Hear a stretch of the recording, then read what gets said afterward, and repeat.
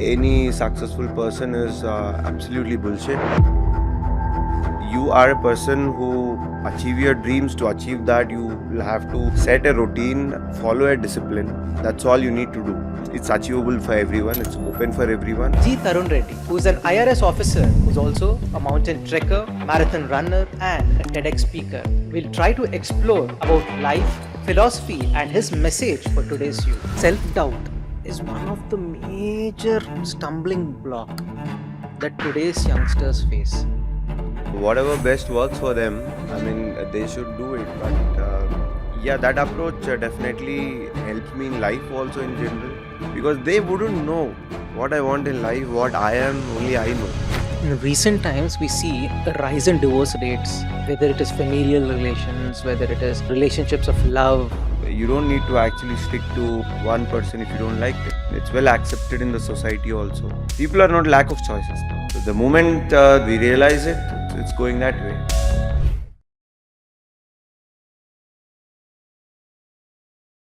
Welcome to the Honest Hour. Thank you so much, Shashank.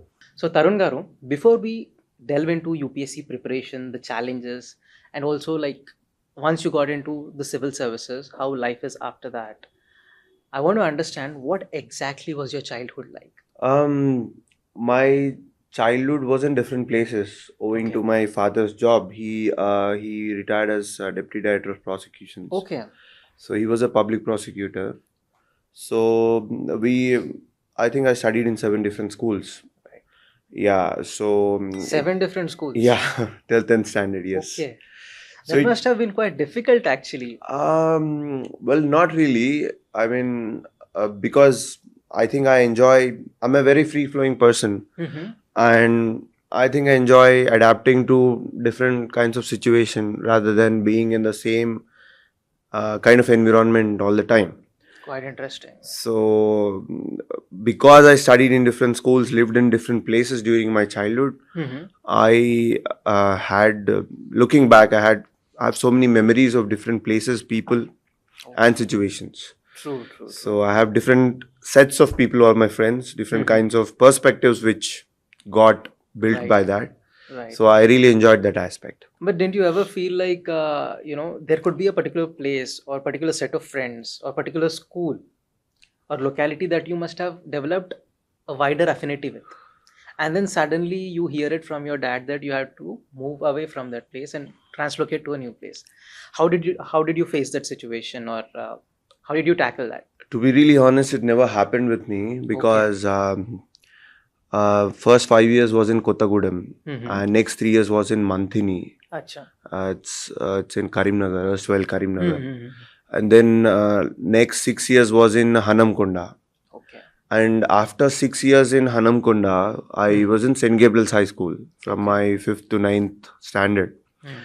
And then after that, I put this proposal before my dad that I got bored of the same teachers, Okay. same friends, same school every day and same set of things. I wanted to move out to a different school. Then he put me in Hyderabad, Acha. in Gurukul Vidyapit in So you wanted Ibrahim. that constant change. Yes, in fact, when my dad was not Diversity. moving, I wanted to move. Okay. So yeah, it's like that.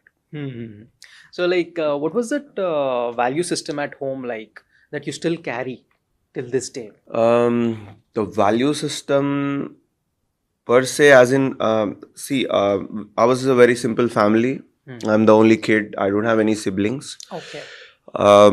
So you were getting all the attention and love that is required. Yeah, absolutely. I'm really A fortunate pampered for kid? that. Well, from my mom's side, Mhm. dad not so much. It's always the case, actually. Yeah. Moms are the ones who pamper, but dad also does, but in a very subtle manner. He doesn't show it, maybe. Well, my dad was a very strict dad. Okay. I couldn't imagine any situation where he Hmm. kind of really pampered me during my childhood. Though he loved me a lot, True that. he kept me in my boundaries for me to blossom. Mm-hmm. So yes, so because I didn't have any siblings, that I think naturally made me socially very outgoing. Since childhood, I can just go out and make friends in a jiffy with anybody on the road, True. across the street. I anybody. totally understand that, like the kind of versatility that you have. Yeah. So I think that's one value I always adhere to, and I still enjoy Hmm. that personality trait in myself. Hmm. But I can be a very selective introvert also at times. True that. Yeah. Yeah. So after that, like you pursued your graduation from Hanmakonda, is it? Yes. Yes. So when did this idea to prepare for civil service come up? Was it your childhood dream, or it evolved after your graduation? UPSC was never my childhood dream. Mm-hmm. It What in exactly was your childhood dream per se? What did the young Tarun imagine himself to be at? I think probably I wanted to become, when I was too small, I used to get fascinated by the airplanes. Like many of us, I used to think I should become a pilot, but that was before the third standard. Hmm. But after that, I wanted to become a cricketer. But then, back then the resources were also not that great, and there are no IPL and everything like in today's time. So that was also not very encouraging. You have to dedicate a lot of time on the field, leaving academics and all that. True. That really didn't take off. But then, apart from cricket, I can't think anything else which I wanted to become. I really never thought about civil services though. Who was your favorite cricketer growing up? Growing up was Rahul Dravid. Oh, same is the case with me. Oh, really? Yeah, nice, nice. And when I was in engineering and all, it was MS Dhoni without any doubt. Yeah. Yeah. So, yeah, so that didn't take off. But then coming to UPSC, I never thought I'll become a civil servant someday. Never even in my dreams. So in your graduation days, what exactly was your, what next kind of move? Because every youngster in the graduation, at some point of time, they have to make a choice. Whether they pursue their masters, whether they want to establish a startup, or whether they want to get into a job. So during your graduation days, what was your direction? I'll be very brutally honest with you. Yeah, please. I This is an honest hour though. yeah, it suits the name. So, see, I really did not have any agenda, any future roadmap when I was in engineering. I was just enjoying my time, going with the flow. I mean, making merry and Yeah, that's how it has to also be. studying a little bit. A little bit. True. That only before the exams. Yeah, per se. just before the exams, a day before Those the exam. one-day batting that you used to Absolutely. call Yeah. them. It's one night actually. Yeah. And the next morning you go write the exam, morning and afternoon. Again, you come back and prepare for the night. Yeah, that's all. It was not like, there's a presumption that people who got into the civil services, which is touted to be one of the toughest exams, there is a perception that from your childhood you should be a very bright child, intelligent child, even like you should be a topper kind of thing. But given the kind of scenario that you told, you were not a bookworm or too much into studies per se. Just there, clearing the examinations, passing, Right. and then having a routine life of your own. Right. Yeah. So I think that perception or that propaganda around UPSC Or for that matter, any successful any successful person is Career, absolutely bullshit. It's pure crap.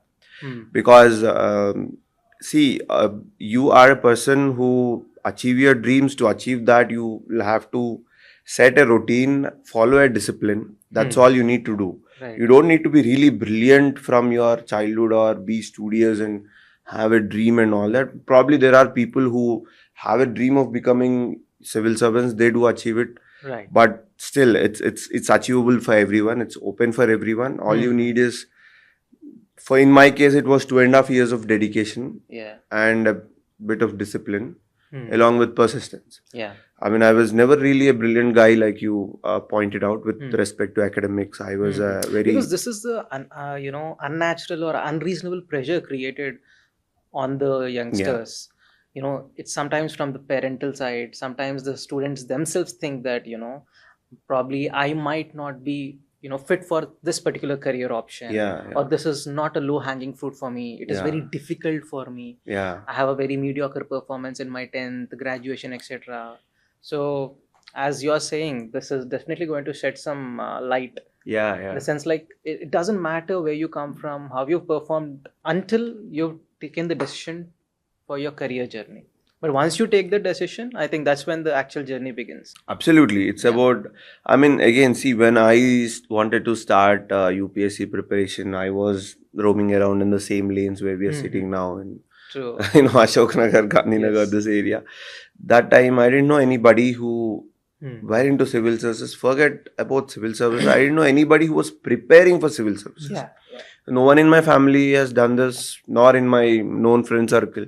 Hmm. So one of my friend introduced me to somebody who was preparing for civil services. Acha. Mind you, this chap didn't clear UPSC yet. He was only preparing. Okay. Now, UPSC is a completely new thing to me that time. I was around 24, 25 years old. Okay. So I went, along with my friend, I went to this chap. I asked him. Just out of curiosity. Just out of curiosity. Sir, how is it going to be? Is it really an uphill task, or how difficult is it, or and all this? Then what he told me was that you have to study for 17, 18 hours a day. 7. Okay. Yeah, every hour, every day, and you have to do a yagna, tapas kind of a thing and all that. Now, retrospectively, looking back, I really feel anybody who's preparing or want to start preparing for UPSC shouldn't meet guys like this. Rightly said. Because that's absolute bullshit. I mean, see, you can't study for 16 to 18 hours every day. You do it for 3 days, you get fever. True. Your body has to cope up. Right. You need to rest, you need to do other things, you need to also free yourself mentally, physically, do some activity. So it's not possible. So, yeah, like you were saying, many of these myths are just pure bullshit. No truth to them. Yeah. So after your graduation, like you pursued a corporate job. Yeah. Like you did your master's. Correct. And then you pursued your corporate job. Then, like in your previous interviews, I was just going through, you mentioned that it was like a corporate trap. Right? You hated the corporate job and wanted to come out of this cycle. Correct. So this is the question in the mind of millions of Indians. Okay. Right? They are pursuing a particular activity or doing a desk job per se, just for the heck of doing it, or just for the financial return. But deep down within, they feel that they're not pursuing their pursuit or their passion. But you went by your instinct and said that you hated the corporate job, came out of it, and pursued UPSC. So what was that transition? Why did you want to switch to some other field? And when you took this decision, were there not fears like, what if I don't make it? Now that I'm getting a handsome salary, now that I have a good job profile, it could all be lost, right? This is one of the reason most people are apprehensive, though they want to take a step. See, not only UPSC, probably people are not happy with the kind of job that they're doing or the position that they are in. They want to pursue something that they always had a passion towards, but they stop because of a lot of dilemmas in their mind. Right. Probably you must have also faced the same. Right. I still remember very vividly. It was, I think, Sankranti 2012, the time I was started to think about UPSC and really wanted to start the preparation. What made you think about UPSC? Well, to answer that, it was just pure hatred towards a corporate job. With no offense to anybody who's working in the corporate setup, but somehow I feel that didn't suit me, what I was doing. There may be many people who really like coding and developing and all that stuff. With all due respects to people who love their jobs, I think that didn't entice me anymore. Then I started thinking, what else can I do in life at that point of time? So then came this option in front of me. There were already 3 to 4 friends who were preparing for UPSC, my schoolmates. So I spoke to them, and then it took me 6 months to muster the courage. Okay. It was not that easy, like you said. But then I made my decision, and we were in a family gathering. Okay. And I wouldn't name them, but one of my uncles would say that I was not thinking in the right way to start UPSC preparation at that age, leaving a job Hmm. wherein I had to actually marry and settle and have a couple of kids. True. So, Because there are a lot of odds against you, right? Like, see, this is the yes, stigma. See, society creates that stigma, and many people succumb to that pressure. But you went with your gut feeling. yeah. Yeah, please. So, I mean, it was really difficult because of the societal pressure. Hmm. So, this uncle of mine was in fact suggesting that I am mentally not very sound about my decision making. Oh, And he said he has a very famous psychiatrist friend in seriously? Hyderabad. Yes, I'm absolutely serious, 100% true. So he said that he would actually make me meet this psychiatrist, and he would counsel me Mm-hmm. to rather think about my decision again. I mean, it was that kind of a situation, and then it was not really easy for my father also to accept my proposal instantly. Okay. We had a lot of discussion, I So you think. had those dinner table conversations, several of them, maybe. Absolutely, absolutely. Hmm. Some of them were not very pleasant, but yes, Hmm. we did have those conversations. True. Like after 3-4 days, I was able to convince my dad. I just told him one thing, Hmm. which I felt was really logical and rational to explain it to him. You reasoned out with him. Yeah, so I just told him that I have a degree anyway, Hmm. having a job right now. I'm earning some amount of salary. Yeah. So if I take the shot of preparing for UPSC for 2 years, Hmm. what I am going to lose is just this 2 years of corporate experience Right. and probably starting from where I'm leaving it right now. Hmm. Hmm. So it's not that, I'm putting my career at stake, I'm going to be on the roads, begging for alms or money or whatever. Hmm. Hmm. So I just made him understand this, that I am already educated, Right. I already worked in the corporate, Hmm. I have nothing to lose. It's just that I have to take that plunge and try. If it doesn't click, I can very well come back and do the same thing again. So what big deal? There's nothing like, spoiling career and, going haphazard and all that. Hmm. That's again another pure chaotic kind of myths created by society. So you were able to reason out with your parents and Correct. then convince them. And Correct. then you took up this journey Right. of preparing for UPSC.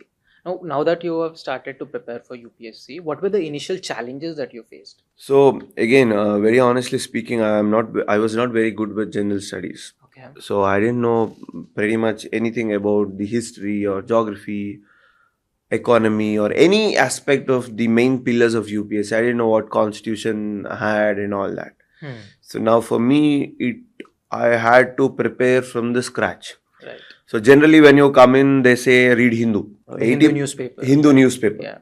So 80% of it was bonkers to me. I mean, Yeah. I wouldn't understand anything what the author is trying to convey, or if it's editorial, it's like 90 to 100% bonkers to me. Hmm.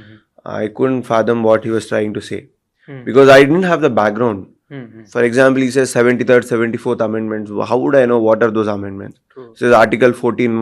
How would I know it's right to equality? Hmm. So I didn't know anything. Okay. Like, what rivers were there in what states, what's our history, nothing. What's Hmm. repo rate, what's reverse repo rate, what is monetary policy, fiscal policy, nothing, zero.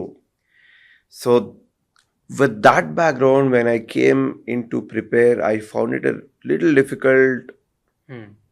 for probably a month and a half, 2. Hmm. Then once I started reading NCRTs and Hindus, it started making Hindu newspaper, it started making sense to me. Hmm. And then I still remember, like looking at your newspaper, it used to be very colorful. All the lines, all the words were underlined, and important sentences were highlighted in green. yes. Your NCRT books and even that Lakshmikant polity book, Yeah. it's like, every line, every word is like underlined or highlighted. Yeah. So I think that's where you built it from, right? Yeah, Like, because I had to brick go by into the brick, detail. word Yes. by word. Yes. Even initially the jargon was difficult for us to understand. Absolutely. So because of my, ignorant background, I had to build it from the scratch and read word to word to really understand what it is about. Hmm. And yes, now you fondly made me remember my polity books and all those Yeah. notes and all. Yeah. The So, fourth but you or know, third or fourth edition, it was almost like, by the time you were giving the prelims, the book was almost like into pieces. yeah, the 10 pages in the front gone, 10 Yeah, pages in the yeah. back is gone. And I think I've read Lakshmikant Polity at least 50, 60 times. I don't even Yes, yes, remember. yes.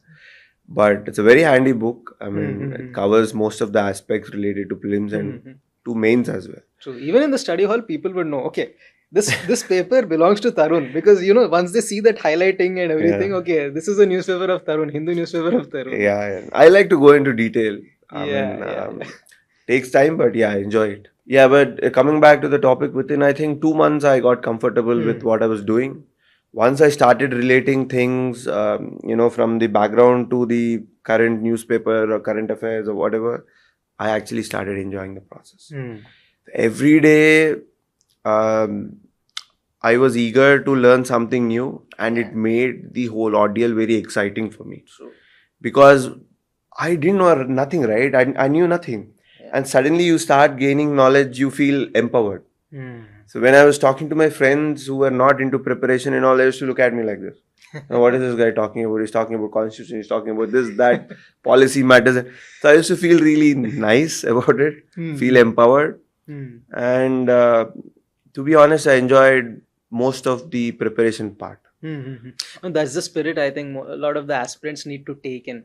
This is not just about clearing this examination or making it to the final list. You should also enjoy the process. Correct. It's only then can you sustain the process in the long run.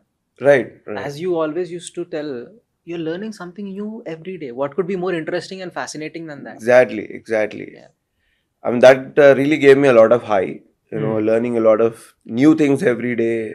And actually, that kept me going. And I wouldn't lie, there would be some low days. Yeah, of course. Because, it's a very mundane, routine process. You have to kind of, it's like a desk job, right? True. You sit and invest yourself on the table and the chair for 8 to 10 hours a day. It's not easy. But then, this learning new things got me going. And when I was driving force, maybe. It was definitely the driving force in my preparation. And when I used to have low days, I used to take an off. So I was my own boss, right? I didn't have to report to somebody, ask for leave or whatever. So I used to just take a day off and maybe sleep off, laze off, or just go for a movie or whatever. So that way, it was honestly really enjoyable, the whole process. But coming to the difficult days, as you rightly mentioned, it's not an easy, it's not a smooth ride though. Yeah. So 6 months down the preparation or sometime down the preparation, did you ever regret why did I take this decision to prepare? Recollecting, honestly, not even once. Not even once. I was, yes, I can say that with conviction. Not even once did I regret. Because So I'll you tell were you the clear reason. on what you wanted. I'll tell you the reason behind it. I was coming from a corporate job. One thing for sure I know is I don't want to go back. So the push factor was more than the pull factor. I get that. So I never ever wanted to go back and do that again. So because of that decision, conscious decision I made to myself, I never really regretted of UPSC preparation, the choice I made. And adding to that, this learning part made it really interesting for me. I had a couple of friends, including you. The people should know that you were my good friend back then during UPSC preparation. Now also I'm your good friend. Yeah, of course, but Just on a lighter note. So yeah, I had this couple of good friends, 3-4 of them, who also got me going from time to time. Because again, this is one of very honest suggestions I can make to people who are really interested to get into UPSC. You should have a peer learning group of, I think, not more than 3-4 people, who you can discuss things with and go with the entire process. It makes life really enjoyable during that preparation process. It also augments your knowledge and wisdom during preparation. I still recollect those discussions about the subject or the topics that we used to have. Whenever we were feeling fatigue, we used to discuss, and something we would try to, rejuvenate ourselves and then get back to studies. That was like a very cherishable kind of preparation phase, though. I'm Correct. glad that you could make it, though. But No, I having would like to add something here. Apart from the regular UPSC stuff, we used to actually talk about so many things, True, true. joke about things. I mean, Yes. not talk about UPSC at all. Exactly. You know, That was the rejuvenation probably we needed. yes, yes. We used to go on long lunch breaks, 2 hours, 3 hours, talking True, some random stuff. Evening walks and all. Evening walks, random stuff, True. anything. We could be comedy film movies or Most of it was comedy. though. comedy. So I like comedy, so most of it was comedy. So that really used to regenerate and kind of relieve all the, Mhm. if at all, any stress which we used to Yeah. have. Especially before the prelims, you have a plethora of subjects to read, plethora of material to go through. Correct. In that time also, when we had like so many books piled up on our desk, you would simply say, let's not worry about it. Step by step, this part, you read it, and I'll read this XYZ part, and let's discuss it. Yeah. That ends the matter. Yeah. Yeah. And it was just like a storytelling. Yeah. See, like, I just like to share it with the, viewers that, like, with you, whatever you used to explain, it used to be like a story, Yeah. not like a subject. Yeah. So not only me, even some other friends of us Yeah. used to remember that, like, when we were writing the examination also, we would recollect what the storyline that you explained. Yeah. But I'm glad you guys liked my stories. we like them today also. So, like, having said that, there is a misconception or a presumption that many parents or faculties also per se say that, like, when you're preparing for this competitive exams, not only UPSC, you should not have any friends. That could be a distraction, or you should be isolated, focus only on your studies. For them, what is your suggestion? I think it's very individualistic. It cannot be generalized. Yep. For some, probably that formula works. Mhm. No distractions, no friends. Maybe it works for them. But True. for me, having this 3-4 good set of friends Hmm. really helped me. There used to be one friend called Ranjit, Yes. who I prepared with. Ranjit Bhai, we used to call him. He was a bit senior when we entered the zone. I think he was already 2 years or something True. senior to us. He's an encyclopedia, na? Yeah, we used to refer to him for any Yeah. new things or True. any doubts and all. We used to go ask him. Any content required, he was the go-to person. Correct. So preparing with him especially helped me because we used to write mock exams and we used to discuss a lot. He used to impart a lot of knowledge to me. And it was really competitive that way to go write the exams, evaluate each other. True. So that worked for me. Yes. So it's purely a very individualistic approach, as in to keep friends or not, but Yeah. keeping them really helped me. But keeping the right friends, I think that's more important. Absolutely. Rather than people who can actually Distract you you. or demoralize you, Correct. or somebody with a so-called negative energy. per se. Correct. So you should be very choosy on whom you pick, and Right. also try to have the right company, which I should think- enhance your Right. ecosystem. That happens, I think, Yeah. naturally once you're very, True. determined and clear about your goal.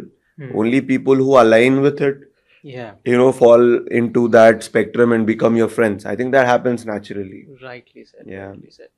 During your UPSC preparation per se, was there any comment made by your relative or your friends or acquaintances which hurts you till date? See, I don't take things to heart. I mean, True. that's my nature. I told you that I'm a person who goes with the flow. And so, I mean, see, one thing I still remember vividly, and I've told it in few other platforms earlier also. There used to be this one guy who used to mock me whenever he used to call me like, collector saab, kaisa hai, SP saab, kaisa hai, and all that. So I used to wonder why he was calling me that. He never used to believe I would make it, for sure. Yeah, He used to, I used to appear very casual to him and True. most of the people, I don't know, during preparation. But he used to think I was just doing some time pass and I would never make it. So he used to call me like that, and suddenly one day I just gave it back to him. I told him, initially I used to ask him, why are you calling me this? Then I gave it back to him saying, tell me what is it. And he's like, like what? Are you thinking you already become an IAS or IPS officer or what, that, this and all that? I told him, yes, do you have any problem? And then he didn't call me ever after. Fantastic. After the results, I still remember we came face to face once and he couldn't look me in the eye. Yeah, that's one guy I remember. Other than that, of course, my school friends, everybody had their own doubts. Some of them laughed and all that, but True. I never really. No, that's part of the game, that's that's the spirit we need to take it in. I don't take things to heart, so Yeah, nothing really bothered me. Yes. Yeah. All that matters is the clarity of conviction that you have to pursue your Because see, I always believe you are the only person on this 8 billion people on the planet. You are made of trillions of unique cells, right? So you are the only person who knows what you want. Not your best of the best friends, parents, siblings, children, wife, nobody except for yourself. So how can somebody tell you that what is best for you or what is not best for you? It's ridiculous, right? True. Doesn't make any sense. Yeah, so I go with that belief. Self-doubt is one of the major stumbling block that today's youngsters face. Given the kind of comparative situation that they are put into in this era of social media, constant sense of comparison, constant sense of getting demoralized by just something that some novice has also or some acquaintance has told them. Correct. So I think what you have told, the kind of spirit or the kind of composure that you maintained, irrespective of what people were talking, etc. You had your own path, you had clarity, you had your own way of doing things. Yeah. Even the kind of preparation that you adopted, that is not similar, or that is not the traditional method of preparation. At least as a person who has seen you from close, you try to adopt your own methodologies.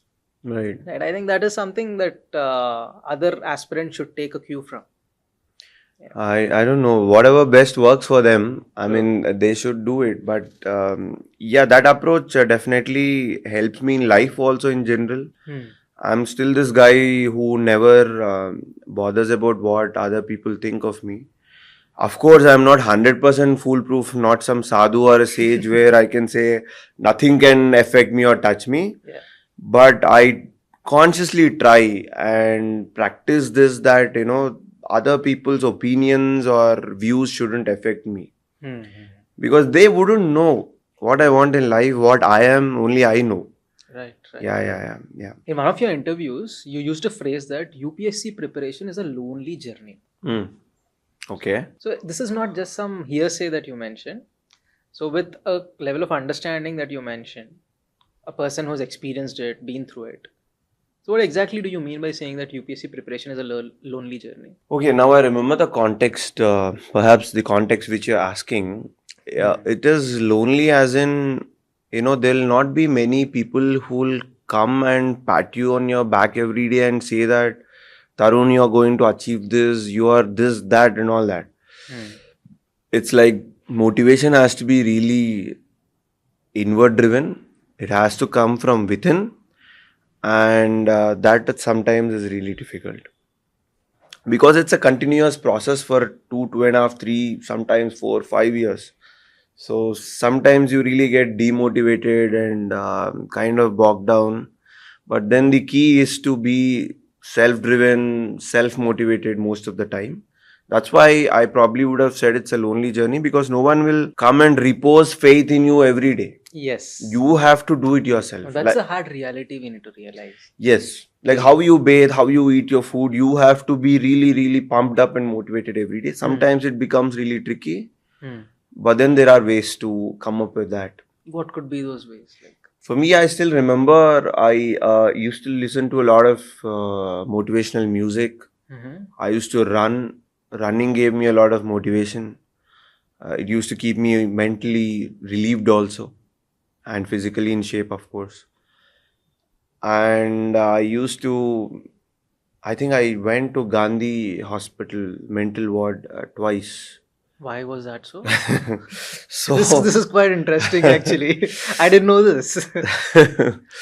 Ramakrishna Math is very close by. Yes, yes. You used to go there, no? I used to go often. there. Yeah. Again, very subsidized. The best teachers would come and teach you. I mean, it's good for motivation. True. So one of the swamis there was in fact suggesting that if you are ever demotivated in life, you should go and visit Gandhi Hospital's mental ward.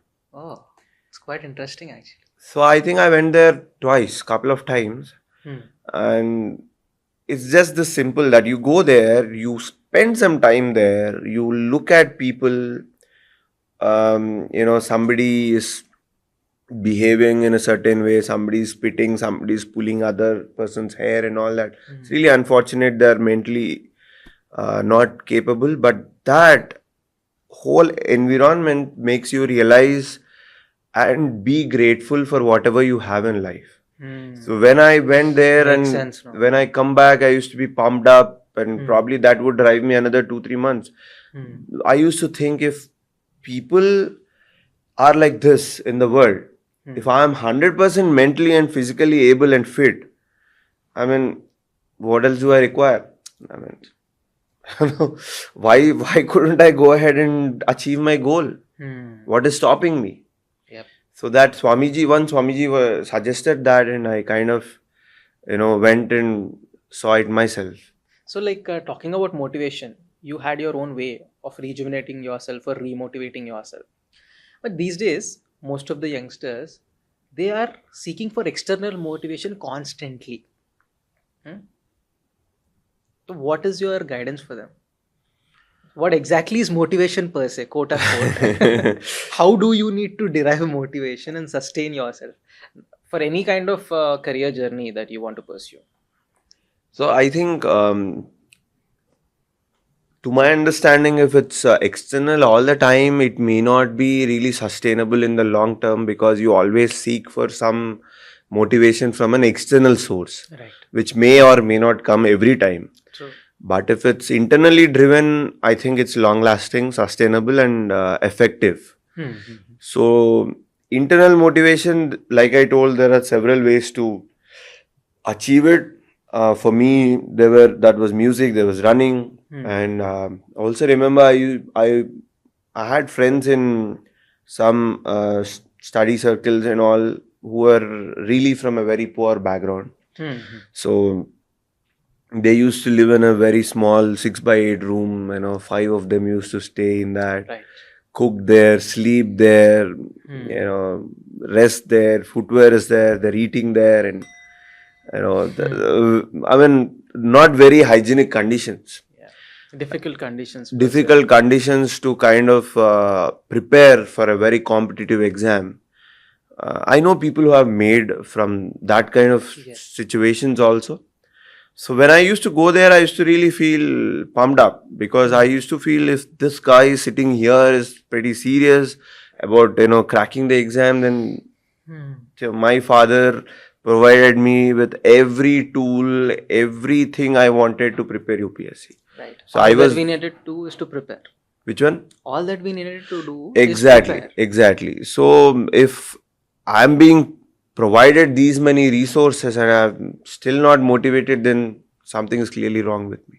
That's what I used to think. So that also helped me. So there are several ways to motivate yourself that can be very individualistic. One has to find them and do it. Moving away from UPSC preparation, like one of the passions that you have is trekking. Right. So when did you first realize that trekking is not just a physical activity? All right. So, yeah, I would like to share a very, very heart-touching experience for me with regards to trekking.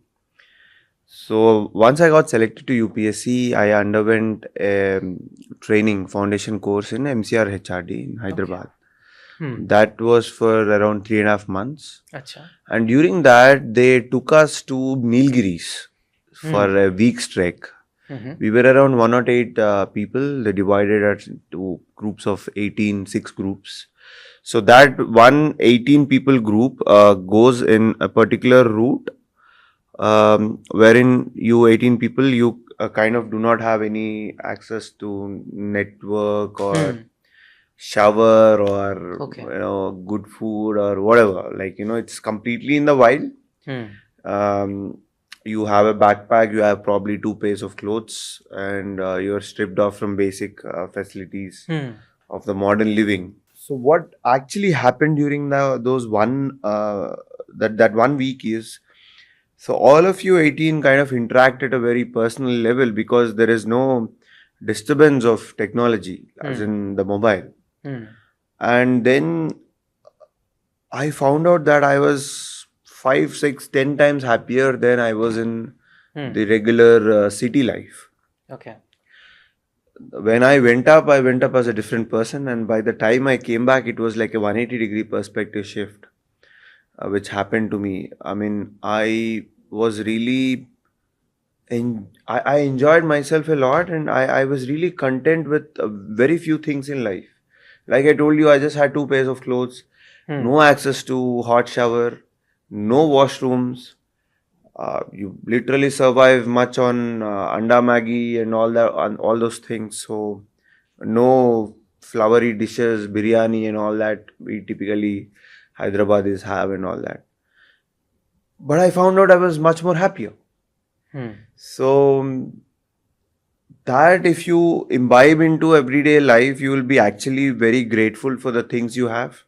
Otherwise, which we take very granted. Hmm. Hmm. Like, every day we must be having so many things like, a roof on top of your head, access to running tap water, good loving family to take care of yourself, Right. enough money in the bank where you can do a lot of things with it. But we really do not pay much attention to all these things. We kind of take things for granted. So trekking taught me the basics of life, Hmm. wherein that you have to focus on these simple things to be happier in general in life, and also practice gratitude in everyday life. Right. Yeah, So that was like an eye opener for you. Gave you a new perspective towards life. The absolutely, Nilgiri trek. absolutely, absolutely. Hmm. So like you've been to many treks per se. Yeah. Can you share some of the cherishable moments that you experienced during the trek? It is not just about mountains and etc. Right? So during your trek, any cherishable moments or any experiences? Talking of that, yes, I've done a lot of treks, and I'm really proud of that I've done it. I mean, proud of myself to kind of having done that. And really fortunate to have done that. I've surprisingly kept a count. Hmm. So when I was in Meghalaya, I think I've done around 128 treks. I explored more than 200 waterfalls, Hmm. and small, big, everything combined, maybe more than 200 treks. So one trek goes back to 2016. This trek is called Goichala Pass. Acha. Where is This it? is in Sikkim. Okay. So we were only three in the trekking group. Mm-hmm. Me, one lady from Malaysia, Hmm. 52 years old, and another girl from Delhi. Okay. So the trek guide was there, of course, the owner and trek guide, my good Hmm. friend Vikrant. Hmm. So on the last day, you have to summit the Goichala Pass, which is around, I think, 4,700 meters or something, 16,000 feet roughly. So it was not really easy because you have to walk a lot. You start at 1 o'clock in the night, Acha. reach viewpoint 1 by 5:30, viewpoint 2 by 8:30, and turn around time at 9:30 In the midnight. from Goichala. Yeah, you have to start midnight 1:30. Oh my God. And we started the trek at 1:30 midnight and reached back to the base camp at 5:30 next. I mean, on the same day in the evening, which is 16 hours and 32 kilometers. And during that time, what happened is at viewpoint one, most of the people reach viewpoint one and turn back because it's a little challenging and very demanding. Hmm. And then viewpoint two, 1 to 2 is actually much steeper, takes 3 hours, but Hmm. it is much more challenging.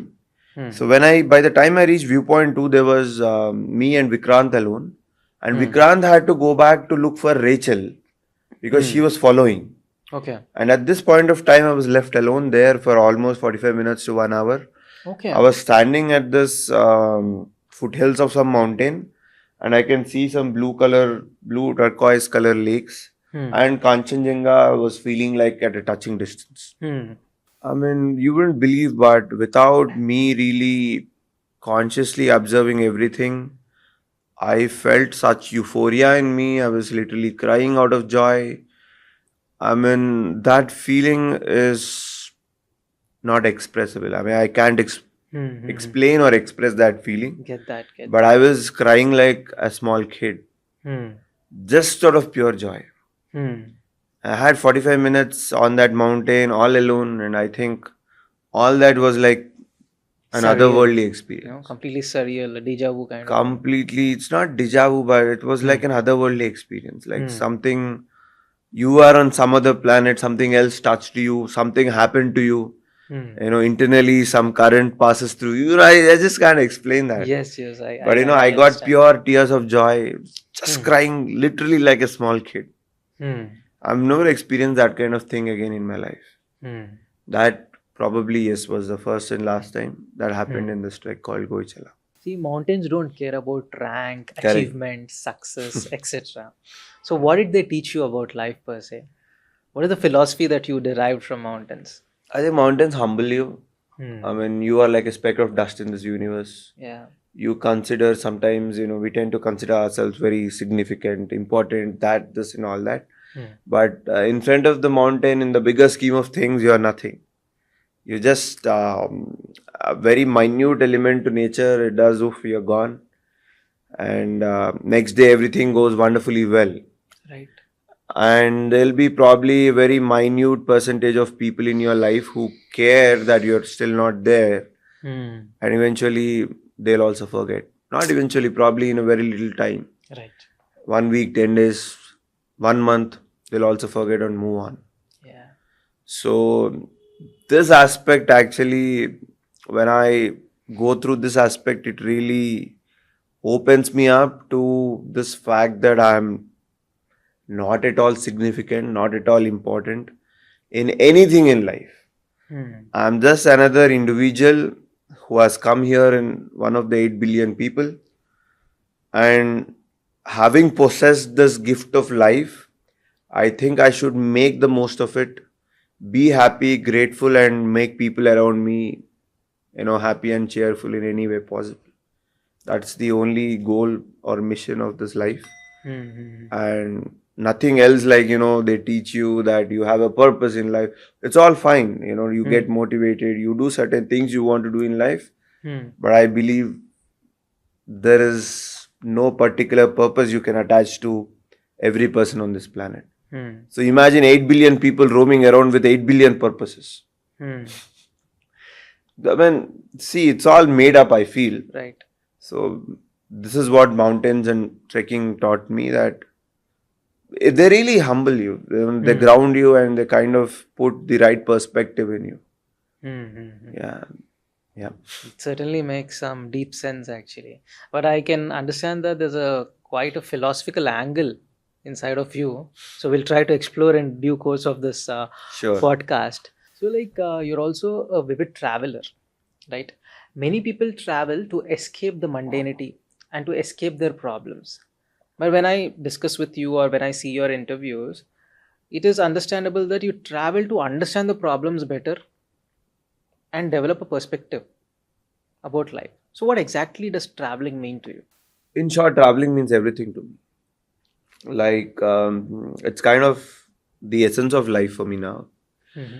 As in, I take out any learning or every learning, positive learnings, or sometimes, the negative learnings. Every coin has two sides, but mostly every value addition, I mean to say, has the recent past 10, 11 years has come from travel to me. Interacting with new people, exchanging your perspectives, and then some places teach you certain ways of life, the culture, the food, the religion, the people, the climate, everything is novel to you. And I think everybody should travel as much as they can in their lifetime to broaden their horizon and also their perspectives. Otherwise, what happens is, like Swami Vivekananda in 1893 has rightly said in that conference of religions in Chicago. Stupasta Mandoka is like, you're like a frog in the Frog well. in the well. You really get constricted to a very narrow philosophy and a perspective about life. If you travel, it broadens up. I mean, I sometimes feel, really amusing. I can literally see, oh, people are also like this. Oh, some people are also like this. People can live like this. It's really A amazing. completely new dimension. Completely new It also dimension. bursts a lot of myths that we are surrounded with. Correct. Yeah. I mean, it also makes you very accepting to ideas and new people. Hmm. You're not afraid of new people anymore. Yep. And it's very interesting, It also breaks the conditioning that you're put through. Correct, absolutely. Or else we're just conditioned in a certain way. Very much. And we think that that's the righteous thing that we're doing. Especially in our culture. I mean, I hate to say this and I'm sorry to say this, but in our culture, specifically in our area in Telangana, we are conditioned in a lot of bad ways. Like, people tell us this is right, you should do only this, you should follow path followed by 100 odd sheep and all like that this. everybody is doing engineering, you also do engineering. Exactly. Everybody is doing medicine, you also do medicine. Exactly. That herd mentality per se. Correct. I hate this stuff. I mean, travel breaks all of this. Travel liberates you. Yep. It exposes you to different things that you actually awaken and see, okay, this is completely fine. What is a taboo in your culture is a very well accepted norm in another culture. Rightly So said. there is nothing right or wrong as you are conditioned actually from your childhood. If you're not consciously hurting the other person, everything is right is what I believe. That is the only parameter I draw to myself. If I'm not consciously hurting any other person on this planet, what I do is right for myself. That's it. But we are conditioned so many rights and wrongs, which is absolute bullshit, I feel. Yeah. But people say like we're busy at work, we cannot find time for travel, or I have an exam to prepare for, right? I need to focus only on studies. No, I need to earn 100 crores or 1000 crores. It's like once I achieve my target, then I will travel. See, again, it's about priorities. I don't know if people get high out of doing that, be it be earning money or be it be working 70 hours a week. Maybe some people get a high out of it. I don't know. I really don't know. I won't. So if they are happy doing it, absolutely, they should be doing it. But majority of people I've come across, they say they really like traveling. I've never come across a single person, at least in my recent past, who says I don't like traveling. So for them, if they're not traveling, it's equal to being dead at 30, 40 and getting buried at 70, 80. So they're Could you please repeat that? The It's last like sentence being dead at 30 and getting Note buried at that. 60. Hmm. Yeah, I mean, there's no point in living a life like that. It's better dying, I feel. I'm sorry if I'm being brazenly harsh, Please, yeah. but if somebody is living like that, it's better to die. Because it's only your empty bodies which move around. Your souls are already gone, dead, and you should better die. That certainly gives a new perspective, though. I mean, no offense, but yeah, it's again, Yeah. disclaimer is all these perspectives are personal completely individualistic. True. Our audience is mature enough to understand that. So, like, you've traveled several countries or several places per se. Forget about countries. So, every time you traveled, you must have come across different kinds of people. People from different perspectives, different backgrounds, with different orientations, etc. So, tell us, could you share some very interesting thing that was, something which gave you all new, different kick to life? That specific individual and that incident. I have a lot of stories. This Yeah, podcast please. won't be enough, but Please share a few of I'll them. share for us. the story which I came across very early in my life and which I still regard as a it gave me a life-changing perspective. So this was in early 2016 in the month of February in Meghalaya again. That time I was a tourist in Meghalaya. Northeast seems too enticing for all of us now. So you must be knowing this double-decker route bridge, Nongriat. So from Nongriat, many people go to Nongriat and return back. But what is unknown to most of them is from Nongriat, if you trek for another 1 hour, you get to this place called Rainbow Falls. It is beautiful, like literally blue color water. It's a high plunge waterfall. There's a nice pool. So I personally like swimming. Wherever I go, I just jump into the water. These days, I also carry a snorkel mask and just kind of see if I can spot some fish and all that. Amazing. So the night before going to Rainbow Falls at Nongriat, we were staying in a very basic homestay operated by a person called James. I still remember. So we were sitting on the terrace just watching stars and gossiping, me and my friend.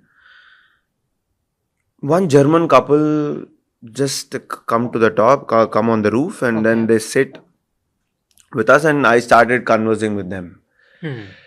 So I asked them, like, where are they from? They're all Germany. And I asked them, what are they doing here? Since when are they traveling? They said they were traveling from the last 3.5 years.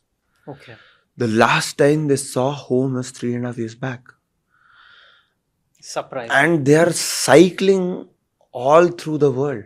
This certainly will amuse many people around us. I mean, I never met somebody like that in my life. Back in 2016, almost 10 years now. So they said they started the cycling journey west of Germany through UK, Canada, US, South America, Australia. They've cycled the entire Great Barrier Reef, 5,000 kilometers. Then went up to Indonesia, Japan, and then came back to Singapore, Malaysia, and through Manipur they entered India through More. And when they met me, they were in Meghalaya. And when I asked them how long they're going to, spend their time before returning home, they said they don't know. So their plan is to again cycle across India via Pakistan, Afghanistan, Middle East, and again enter Eastern Europe and then Germany. So this story really amused me.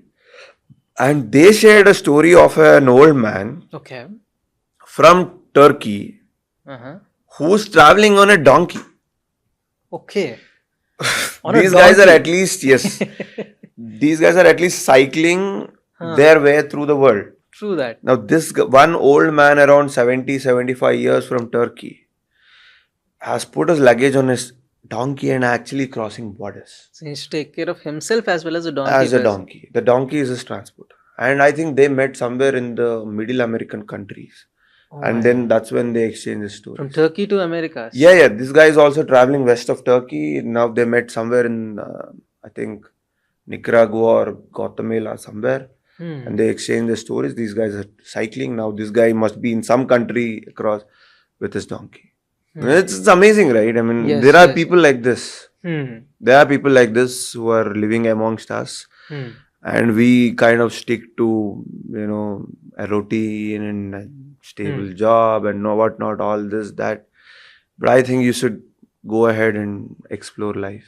Yeah. Right. Any funny incident that you could recollect from your travel days? I think I can, yes. So we were in this Himalayan trek called Brahmatal. This is in Uttarakhand. This was in February 2019. It was snowing heavily. So me and I had a friend who came with me, and we became friends with another 3 guys from West Bengal, from Calcutta. So we were sitting in their tent during dinner. And after dinner, we were playing some cards and all. It was snowing heavily. So we spent some time, like maybe 45 minutes, 1 hour. We were chit-chatting, playing cards. By the time we went out, our tent was not there. What we realized is our tent got buried under snow. Okay. Sir, we couldn't spot our tent. And then suddenly I had to go in, my backpack, all my stuff was inside. So I kind of like an operation, I went inside, grabbed all of that and then put all of them in this tent. And we all slept in those, 3 people tent. 5 of us. Anyways, it was too cold. In the morning when I saw the tent, I was shocked. It was literally like this flat. It was snowing that much. So I really recollect to that incident where, it's like your house quite a surprising situation for all of you. Yeah, it's like your house getting vanished. In a jiffy. In a jiffy, out of nowhere. So it was good fun, that trek, yeah. Moving away from travel, right? Fitness. Like you are a fitness enthusiast, right? You've been a marathon runner, and you also participated in a lot of fitness activities per se, and you try to stick to your regime, right? How important is it for a youngster to pursue fitness activity? Well, for me, at least now, I'm 38 years old. I think without fitness, there's no life. It slowly sinks into you. Maybe initially you started for getting into shape, or some people started for fun, or some people are really serious about their health from the initial days. But once you are through in this journey for 10-15 years, you, at least what I learned is that there is no life going forward without being fit. Hmm. I personally feel if I'm capable enough physically to do certain activities, and if I'm not doing it, I'm as good as dead. Hmm.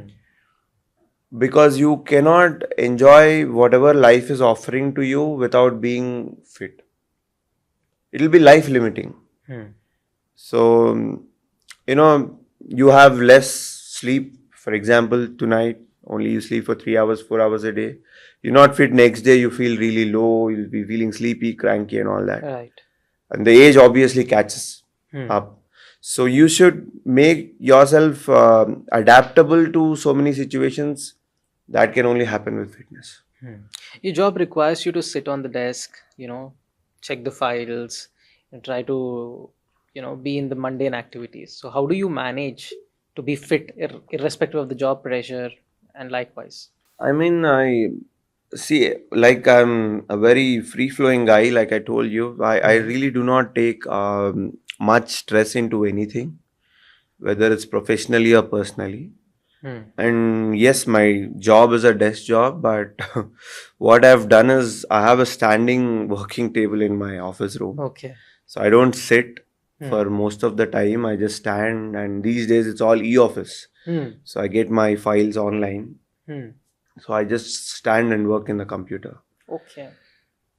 And I So, what also move matters is around. you need to figure out ways to, you know. Yeah, and I also move around a lot Hmm. Hmm. in the office. Hmm. So that way it keeps me active, Hmm. motivated throughout the day. Hmm. And like I told, I do not really, whatever the situation is, I would not like to take much stress, Hmm. Hmm. Hmm. because that again gives your team a lot of stress. Yeah. So it's all amicably, I try to resolve the situation no matter how Hmm. tense it is. Hmm. Talking about stress, these days, stress, anxiety, depression, mental health issues, these are some of the most important challenges that most of us are facing, right? So, can you explain about any specific situation that was very tiresome for you mentally, or have you ever faced this situation of the mode of depression and stuff like that? To be very honest, again, see, depression is something which I cannot relate to or understand. I think it's a modern nuance. It's a term which came from the West, I believe. Mm-hmm. If you practice gratitude, we were talking about it a while ago, Hmm. there's no scope for depression or stress or anxiety or whatever. Because the very fact that you're alive today, physically, mentally able to do anything in life, Hmm. opens up numerous possibilities, opportunities for you. Whereas the scope for being depressed or anxious or stressful? Hmm. You don't like something, you kind of work towards changing it. Hmm. You don't like your job, you quit and do something else. I mean, there are solutions and ways for everything. Hmm. And there is no way you are stuck if you are practicing gratitude. Hmm. And so, why I am actually stressing again and again on gratitude is gratitude makes you happy. Right. So, when you're happy, there is no way of being depressed or stressful or anxious. Hmm. It also gives that sense of contentment. No? Contentment. So, I can relate each and everything to gratitude. Hmm. Hmm. So, when you're there, then nothing else negative can touch you, is what I feel. Right. Right. See, according to some studies, almost 53% of the youth are undergoing mental health anxieties, probably due to stress, probably due to isolation, or some other pressures or the social pressure that they are subjected to, and more specifically UPSC aspirants as well. For these kind of for the people facing this kind of situations, what is your insights that you would like to share to them? Well, I think most of it is driven by these days, especially technology. There's a lot of information overload and dump on us every day. Morning we get up, um, we have our smartphones with us, and we continuously are overloading ourselves with a lot of information. Hmm. And also poor eating habits. I still remember during our childhood, we used to have meet once in a week, or maybe when relatives come to your home, or when during functions, festivals, and all that. These days, Swiggy 3 times a day, Zomato 3 times a day. You have not just meat but junk and all kinds of stuff. Hmm. So I think, and with coupled with no physical activity, Hmm. I think this is a main cause for being depressed, stressed, or anxious. Hmm. If you are away from your gadgets consciously for a while, read books, listen to good music, engage in some physical activity, and avoid eating junk and stuff, I think that solves most of the problems, modern problems. Rightly said. But see, in spite of this kind of awareness that is being spread, or people like you who are in a prominent position, you give this kind of insights. There's a saddening reality that many youngsters, we see the rise in suicide rates. Even like people in their 10th class, intermediate, graduation level, there's a significant rise in suicide rates. So, how do you look at this situation, and what is the kind of message that you would like to give to these people who are undergoing such kind of tendencies? Again, see, life is a gift. It's not to be taken away just like that for no reason.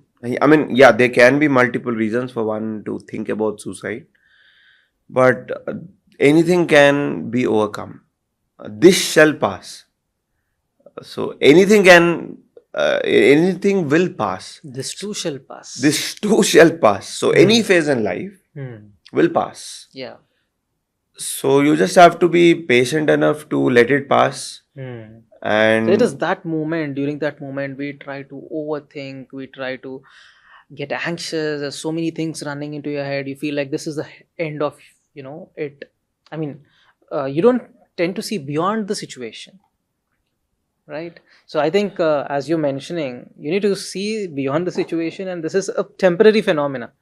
if you are unable to see beyond the situation, then again I go back to gratitude. Because when you are so grateful of what is happening in your life, what all you have in your life, suicide is a thought which doesn't even come anywhere near you. Right? So one thing is, you should realize that this shall pass. If you're still unable to make it through, then just be grateful for what you have, and you won't commit a suicide.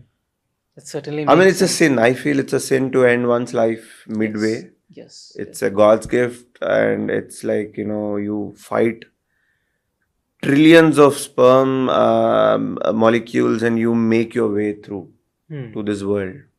And when you have been gifted such a huge gift, how can you end it midway? Beautiful. Yeah. Life itself is a beautiful gift that you need to embrace. Right. You already won there when you defeated billions or trillions of sperm molecules, and you are the one who came out. You already won there in life. So all those went lifeless, right?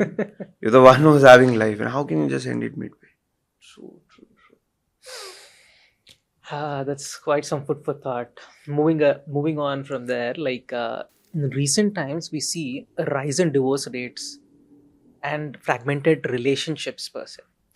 Not only the marriages, even generic relations, whether it is familial relations, whether it is relationships of love, okay, or the friendships, etc.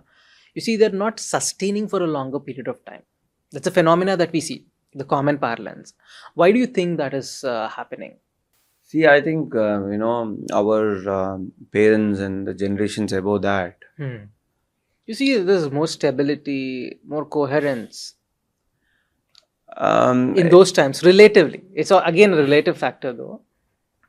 Again, I think it's about consumerism, culture, materialism, and awareness that you have so many choices. That leads to decisions of divorce or separation and all this. Because if you look at our parents and the generations above that, I mean, honestly, with the kind of culturing and conditioning they had, I don't think they would actually think that they have choices beyond one person when it comes to marriage. But now it's become a norm. Divorce is not a taboo anymore, and you don't need to actually stick to one person if you don't like them. So it's well accepted in the society also. With technology, with materialism, with consumerism, with whatnot, everything. People are not lack of choices now. So the moment they realize that, we realize it, it's going that way. But not only this marriages, it's also boiling down to relationship with your friends, with your family members per se. People are not having the patience, or when two individuals or a group of individuals are together, it requires a sense of adjustment, right? People are not willing to adjust these days. Again, they have multiple choices. You don't like somebody, another friend is just available over WhatsApp or a phone call to you. So you call that person you like or you think is more apt in that situation. So things like this, and too much of technology has also led to attention span deficit in Attention the span current deficit. generations, including us. I mean, True. we get a lot of information overload every day. So mind is always restless, wandering here and there. So this leads to a lot of impatience, which again leads to a lot of breakups in all kinds of relations. True. Be it be friends or spouses or everything. So it has been quite an enriching conversation, an insightful conversation. So in the end, is there any specific message that you would like to give our viewers per se? See, I don't like to preach and give messages and all that, but one thing I just want to say from the bottom of my heart is just to be happy no matter what. Practice gratitude, be physically active, and go back to nature. That certainly makes sense.